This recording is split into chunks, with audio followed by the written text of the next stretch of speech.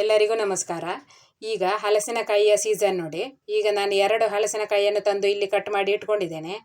ಈಗ ಇದನ್ನು ಕಟ್ ಮಾಡಿ ಇದರ ಸೊಳೆಯನ್ನು ಬಿಡಿಸಿಕೊಳ್ಬೇಕು.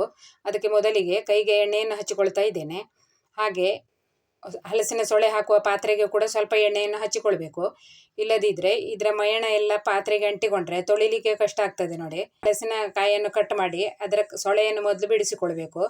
ಈಗ ಕಟ್ ಮಾಡಿದ ಹಾಗೆ ಅದರಿಂದ ಮಯಣ ಬರ್ತಾ ಇರ್ತದೆ. ಹಾಗಾಗಿ ಒಂದು ಪೇಪರ್ನ ಸಹಾಯದಿಂದ ಮಯಣವನ್ನು ತೆಗಿಬೇಕು. ಈಗ ಇದನ್ನು ಕಟ್ ಮಾಡಿ ಸೊಳೆಯನ್ನು ಬಿಡಿಸಿ ತಗೊಳ್ಳುವ. ನೀವು ಈ ಬೇಸಿಗೆ ಕಾಲದಲ್ಲಿ ಹಲಸಿನಕಾಯಿ ಜಾಸ್ತಿ ಸಿಗುವಾಗ ಅದರದ್ದು ಸ್ನ್ಯಾಕ್ಸ್ ಇರಲಿ, ಹಪ್ಪಳ ಇರಲಿ ಮಾಡಿಟ್ರೆ ಮಳೆಗಾಲದಲ್ಲಿ ತಿನ್ನಲಿಕ್ಕೆ ಚೆನ್ನಾಗಿ ಆಗ್ತದೆ. ಮತ್ತು ಮಳೆಗಾಲದಲ್ಲಿ ಹಲಸಿನಕಾಯಿ ಸಿಗುವುದಿಲ್ಲ ನೋಡಿ.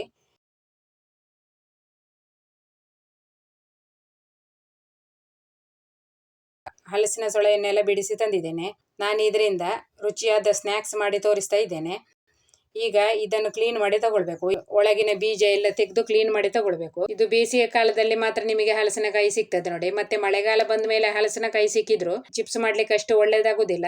ಹಲಸಿನಕಾಯಿಯೊಳಗೆ ತುಂಬಾನೇ ಮಳೆ ನೀರು ಸೇರಿಕೊಂಡಿರ್ತದೆ. ಹಾಗಾಗಿ ಅದು ಹುರಿಲಿಕ್ಕೂ ಅಷ್ಟು ಚೆನ್ನಾಗಿ ಆಗುದಿಲ್ಲ. ಬೇಸಿಗೆ ಕಾಲದಲ್ಲೇ ಹೆಚ್ಚಾಗಿ ಚಿಪ್ಸ್ ಮಾಡಿ ಇಟ್ಟುಕೊಳ್ಬೇಕು. ಈಗ ಕ್ಲೀನ್ ಮಾಡಿ ಆದ್ಮೇಲೆ ಒಂದೇ ಸಮನಾಗಿ ಕಟ್ ಮಾಡಿ ತಗೊಳ್ಬೇಕು. ಈಗ ಇದನ್ನು ಒಂದು 10 ನಿಮಿಷ ಒಂದು ಕಾಟನ್ ಬಟ್ಟೆ ಮೇಲೆ ಬಿಡಿಸಿಡಬೇಕು. ಸ್ವಲ್ಪ ನೀರಿನ ಅಂಶ ಇರ್ತದೆ. ನೀವು ಪೇಪರ್ ಮೇಲೆ ಎಲ್ಲ ಇದನ್ನು ಹರಡಿಟ್ರೆ ಅದು ಪೇಪರ್ ಇಡೀ ಒದ್ದೆ ಆಗಿರ್ತದೆ ನೋಡಿ. ಇದರಲ್ಲಿ ನೀರಿನ ಅಂಶ ಇರೋದು ಗೊತ್ತಾಗ್ತದೆ. ಈಗ ನಾನು ಕಾಟನ್ ಬಟ್ಟೆ ಮೇಲೆ ಹಾಕೊಂಡಿದ್ದೇನೆ. 10 ನಿಮಿಷ ಹಾಗೆ ಬಿಡುವ. 10 ನಿಮಿಷ ಆದ್ಮೇಲೆ ಇದನ್ನು ಎಣ್ಣೆಯಲ್ಲಿ ಹುರಿಬೇಕು. ಈಗ ಇನ್ನೊಂದು ಬೌಲ್ನಲ್ಲಿ 2 ಚಮಚ ಆಗುವಷ್ಟು ಕಲ್ಲುಪ್ಪು ತಗೊಂಡಿದ್ದೇನೆ.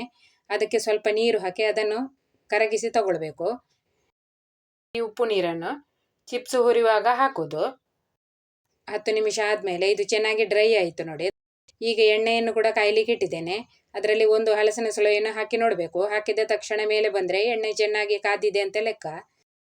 ಈಗ ಎಣ್ಣೆ ಚೆನ್ನಾಗಿ ಕಾದಿದೆ. ಈಗ 1 ಮುಷ್ಟಿ ಆಗುವಷ್ಟು ಮೊದಲಿಗೆ ಹಲಸಿನ ಸೊಳೆ ಹಾಕ್ಕೊಳ್ಬೇಕು. ಹಲಸಿನ ಸೊಳೆ ಹಾಕಿದ ತಕ್ಷಣ ಎಣ್ಣೆ ಮೇಲೆ ಬರ್ತಾ ಉಂಟು. ಅದಕ್ಕಾಗಿ ಒಂದೇ ಸಾರಿ ಹಾಕಿದರೆ ಎಣ್ಣೆ ಮೇಲೆ ಬಂದು ಎಲ್ಲ ಚೆಲ್ಲಿ ಬಿಡ್ಬೋದು. ಅದಕ್ಕಾಗಿ ಒಂದು ಸಾರಿ ಹಾಕಿ ಮತ್ತೆ ಒಂದು ನಿಮಿಷ ಬಿಟ್ಟು ಮತ್ತೆ ಎಷ್ಟು ಎಣ್ಣೆಯಲ್ಲಿ ಹಿಡಿತದೆ ಅಷ್ಟು ನೀವು ಹಾಕ್ಕೊಳ್ಬೋದು. ನಾನಿಲ್ಲಿ ಸ್ಯಾಂಪಲ್ ತೋರಿಸಿದ ಕಾರಣ 2 ಮುಷ್ಟಿ ಆಗುವಷ್ಟು ಮಾತ್ರ ಹಾಕಿದ್ದೇನೆ. ಈಗ ಹಾಕಿದ ತಕ್ಷಣ ಇದನ್ನು ಮಗುಚಬಾರ್ದು. 2 ನಿಮಿಷ ಬಿಟ್ಟು ಮಗುಚಬೇಕು. ಹಾಗೆ ಮಗುಚುತ್ತಾ ಇದ್ದ ಹಾಗೆ ಸ್ವಲ್ಪ ಕ್ರಿಸ್ಪಿ ಆಗ್ತಾ ಬರ್ತದೆ. ಆವಾಗ 2 ಚಮಚ ಆಗುವಷ್ಟು ಉಪ್ಪು ನೀರನ್ನು ಹಾಕ್ಕೊಳ್ಬೇಕು.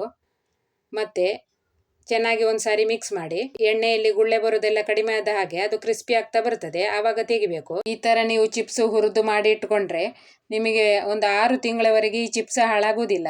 ತುಂಬಾನೇ ಚೆನ್ನಾಗಿರ್ತದೆ ನೋಡಿ. ಬೇಸಿಗೆ ಕಾಲದಲ್ಲಿ ಹಲಸಿನಕಾಯಿ ಎಲ್ಲ ಕಡೆ ಸಿಗ್ತದೆ. ಹಾಗಾಗಿ ನೀವು ಬೇಸಿಗೆ ಕಾಲದಲ್ಲಿ ಇದನ್ನು ಮಾಡಿ ಇಟ್ಟುಕೊಳ್ಬೇಕು. ಈಗ ಇದು ಕ್ರಿಸ್ಪಿ ಆಗಿದೆ. ಈಗ ತೆಗಿತಾ ಇದ್ದೇನೆ ನೋಡಿ. ಈ ಥರ ಕಟ್ ಮಾಡುವಾಗ ಕಟ್ ಆಗಬೇಕು, ಅಷ್ಟು ಕ್ರಿಸ್ಪಿಯಾಗಿ ಹುರಿಬೇಕು. ಮತ್ತು ಹುರಿಯುವಾಗ ನೀವು ಗ್ಯಾಸನ್ನು ಮೀಡಿಯಂ ಫ್ಲೇಮಲ್ಲಿಟ್ಟು ಹುರಿಬೇಕು. ಜಾಸ್ತಿ ಬೆಂಕಿ ಮಾಡಿ ನೀವು ಹುರಿಲಿಕ್ಕೆ ಹೋದರೆ ಅದು ಬೇಯುವುದಿಲ್ಲ. ಬೇಗನೆ ಚಿಪ್ಸ್ ಕಪ್ಪಾಗ್ತದೆ, ಆದರೆ ಅದು ಬೆಂದಿರುವುದಿಲ್ಲ.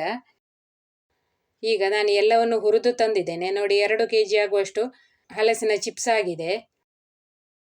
1 kg ಆಗುವಷ್ಟು ಹಲಸಿನ ಚಿಪ್ಸಿಗೆ ನಾನು ಮೆಣಸಿನ ಹುಡಿ ಹಾಕ್ಕೊಳ್ತೇನೆ. ಮತ್ತು ಇದಕ್ಕೆ ನೀವು ಚಾಟ್ ಮಸಾಲೆ ಬೇಕಿದ್ರೂ ಹಾಕ್ಕೊಳ್ಬೋದು.